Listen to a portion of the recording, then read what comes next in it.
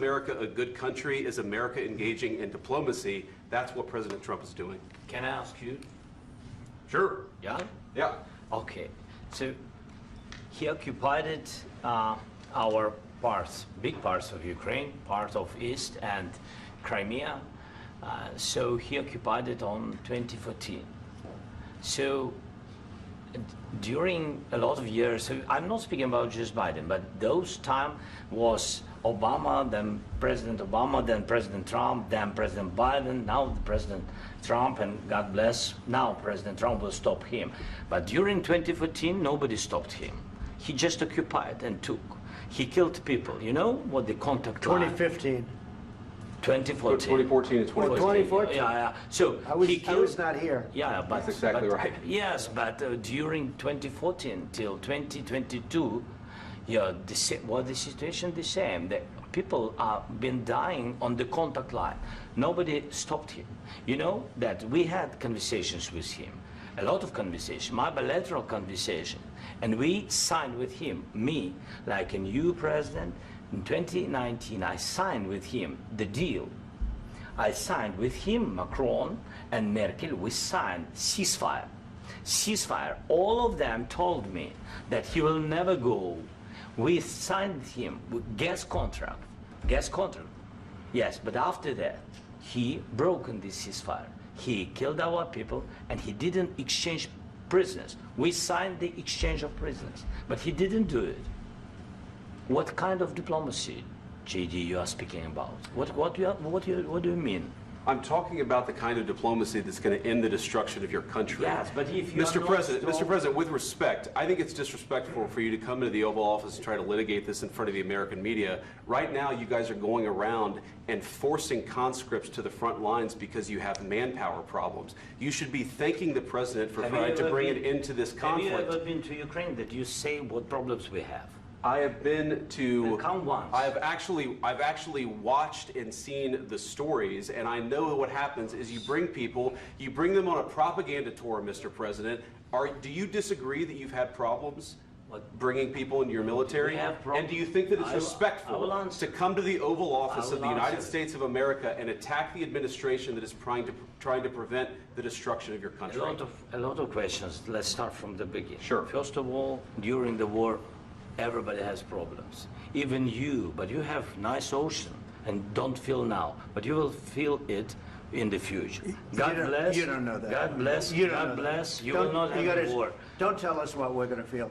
We're trying to solve a problem. Don't tell us what we're going to feel. I'm not telling you. Because you're in no position to dictate that. That's exactly what you're doing. You're in no position to dictate what we're going to feel.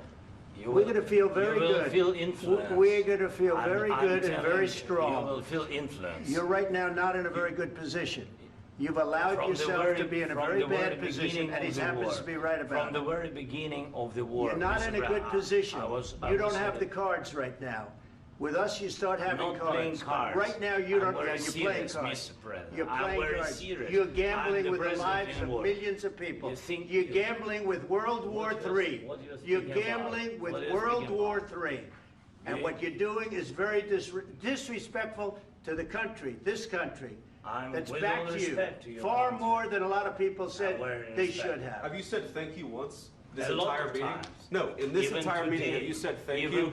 You went to Pennsylvania and campaigned for the opposition in October. Offer some words of appreciation for the United States of America and the president who's trying to save your country. Please, you think that if you will speak very loudly about the war, you can... He's not speaking loudly. He's not speaking loudly. Your country is in big trouble. Can I Wait a minute. No. You've done a lot of talking. Your country is in big trouble. I know. You're not winning. You're not winning this.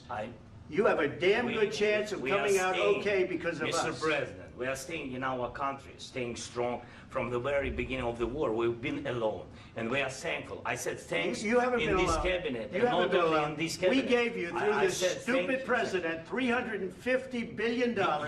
We gave you military equipment, and your men are brave, but they had to use our military. If you didn't have our military equipment, this war would have been over In 2 weeks. In 3 days, I heard it from Putin. In 3 days. This is something maybe new. Less. In 2 weeks, of course, yes. It's going to be a very hard thing to do business like this. Again, I tell you. just say thank you. I said a lot of times to American people. Accept that there are disagreements, and let's go litigate those disagreements rather than trying to fight it out in the American media when you're wrong. We know that you're wrong. But you see, I think it's good for the American people to see what's going on. I understand, sir. I think it's very important. That's why I kept this going so long. You have to be thankful.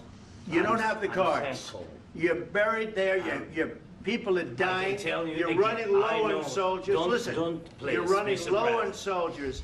It would be a damn good thing. And then you tell us, I don't want a ceasefire. I don't want a ceasefire. I want to go and I want this. Look. If you could get a ceasefire right now, I tell you, you'd take it so the bullets stop flying and your men stop getting killed. Of course, we want to stop the war. But you're saying you don't want a ceasefire. But I said to you, I want a ceasefire. With guarantees. Because you'll get a ceasefire faster than an agreement. Ask our people about ceasefire, what they think. That wasn't with me. For you what, that wasn't with me. That was with a guy named Biden who was not a smart person. That was with Obama. It was your president. Excuse me. That was with Obama, who gave you sheets, and I gave you javelins. Yes. I gave you the javelins to take out all those tanks. Obama gave you sheets. In fact, the statement is Obama gave sheets and Trump gave javelins. You got to be more thankful, because let me tell you, you don't have the cards. With us, you have the cards. But without us, you don't have any cards. One more question to Mr. Vice President. I'm sorry. It's going to be a tough deal to make because the attitudes have to change. What if Russia breaks ceasefire? What if Russia breaks peace talks? What do we do then? I understand that it's a heated conversation right now. What are you saying? She's asking, what if Russia breaks the ceasefire? What if anything? What if a bomb drops on your head right now? Okay? What if they broke it? I don't know. They broke it with Biden because Biden, they didn't respect him. They didn't respect Obama. They respect me. Let me tell you, Putin went through a hell of a lot with me. He went through a phony witch hunt where they used him and Russia. Russia. You ever hear of that deal? That was a phony Hunter Biden, Joe Biden scam. Hillary Clinton, Shifty Adam Schiff. It was a Democrat scam. And he had to go through that. And he did go through it. We didn't end up in a war. And he went through it. He was accused of all that stuff. He had nothing to do with it. It came out of Hunter Biden's bathroom. It came out of Hunter Biden's bedroom. It was disgusting. And then they said, oh, the laptop from hell was made by Russia. The 51 agents. The whole thing was a scam. And he had to put up with that. He was being accused of all that stuff. All I can say is this.